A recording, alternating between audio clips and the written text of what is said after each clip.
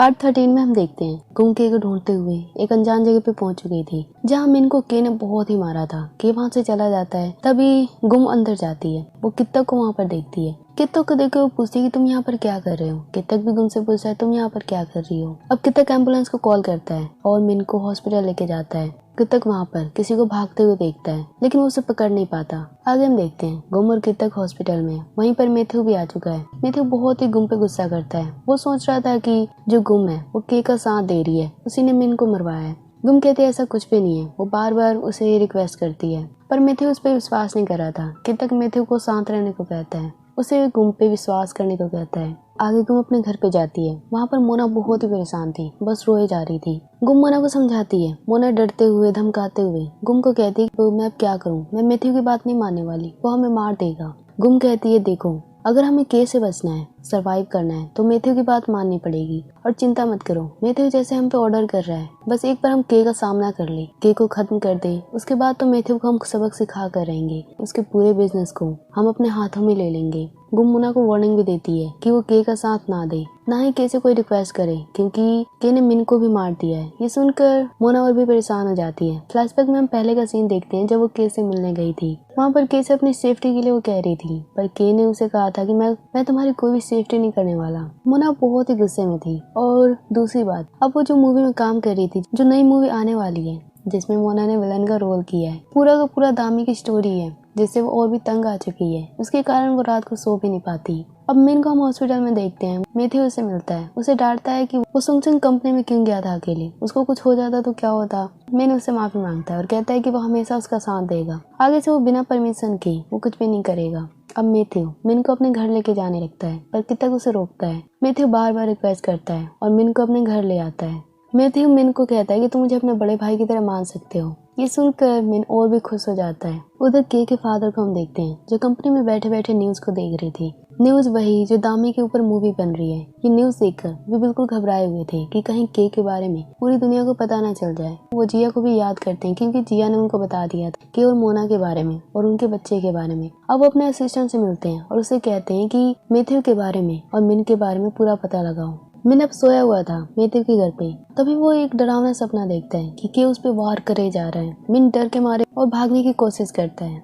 भागते भागते मैथ्यू को चिल्लाता है। मैथ्यू उसके पास आता है, उसे संभालता है। मिन कहता है कि ऐसा लग रहा है कि मेरे साथ खेल रहा है। उसने मुझे कई बार पकड़ा, मुझे कई बार मारा, लेकिन उसने मुझे खत्म नहीं किया। क्या वो मुझे किसी तरह का बदला ले रहा है? मैंने तो उसके साथ कुछ भी नहीं किया है। मैथ्यू कहता है कि मुझे भी ऐसा ही लगता है कि वो के हमारे साथ गेम खेल रहा है। उसके साथ साथ मुझे समझ नहीं आ रहा मैं किस पे विश्वास करूं। मुझे अपने ही लोगों पे शक हो रहा है। मिन मैथ्यू से पूछता है कौन, तुम्हें किस पे शक है? मैथ्यू बताना नहीं चाहता था लेकिन मिन के बार बार कहने पे मैथ्यू कहता है मुझे कित्तक और गुम पे शक है कि वो के का साथ दे रहे हैं। वो थोड़े सस्पिशियस लगते हैं। नेक्स्ट डे का सीन आता है। मैथ्यू कित्तक साथ में बैठे थे और गुम की टोली वहीं पे थी।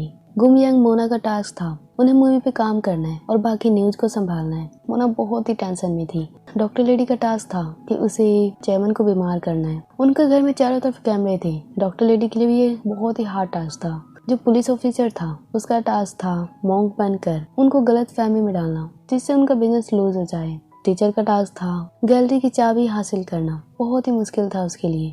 उनको 32 घंटे दिए जाते हैं। सबके सब डर के मारे वहाँ से भागते हैं। मैथ्यू ने सबको धमकी दी थी कि अगर उन्होंने इन 32 घंटे में अपना टास्क पूरा नहीं किया तो उनको बहुत ही तड़पती हुई डेथ मिलेगी। सबके सब अपने काम में लग जाते हैं। मिन अपने कमरे में सोया हुआ था। मिन को किसी का कॉल आता है, उसके घर वाले गार्ड का। गार्ड कहता है कि तुम्हारे घर में तुम्हारे अपार्टमेंट से बहुत तोड़फोड़ की आवाज आ रही है, क्या तुम अपने सामान को शिफ्ट करा रहे हो? मिन अब भागा भागा अपने अपार्टमेंट में जाता है। सारा सामान बिखरा हुआ था। उसके पेरेंट्स की फोटो, हर चीज टूटी हुई थी। ये देखकर वो रोने लगता है। उसे एक कॉल आता है, वो के का कॉल था। के उसे कहता है तुम्हें पता है मैंने तुम्हारी फैमिली को क्यों मारा? वैसे असलियत में बताऊं तो मैं दामी के पेरेंट्स को नहीं मारना चाहता था। निशाना दामी की फैमिली नहीं तुम्हारी फैमिली थी जिनको मैंने खत्म कर भी दिया। मिन बहुत ही गुस्से में था। वो बार बार पूछता है कि अगर तुम चाहते क्या हो, तुमने मेरी फैमिली को मारा क्यों?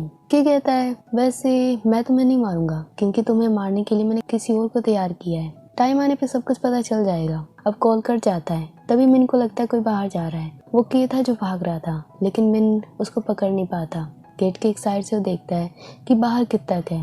उधर मोना की शूटिंग चल रही थी। यहाँ पर एक सीन था। दामी बहुत सीधी सादी स्कूल में जाती है और मोना उस पर नजर रखती है और अपनी फ्रेंड से कह के दामी को मरवाती है। बाद में उस हेल्प करने का दिखावा करती है और दामी से दोस्ती करके उसे फंसा देती है। ये वही सीन चल रहा था। मोना बहुत बार एक्टिंग करती है और जो मिसाइल उनकी जो नई डायरेक्टर थी वो बार बार ऐसा लग रहा था कि मोना से उसकी दुश्मनी है। वो बार बार उसे वो सीन करवाती है। मोना भी तंग आ जाती है। मोना की फ्रेंड्स ने दामी वाली पूरी स्टोरी मिसाइल को बता दी थी। मोना अपनी फ्रेंड पे बहुत गुस्सा करती है कि तुमने ये सारा सीन इतनी डिटेल में क्यों बताई थी उन्हें। टीचर को हम देखते हैं गैलरी में थी, काम कर रही थी। बहुत ही एक्सपेंसिव पेंटिंग को वो लगा रहे थे। टीचर जानबूझकर जो वर्कर था उसको धक्का दे देती है और वो पेंटिंग खराब हो जाती है।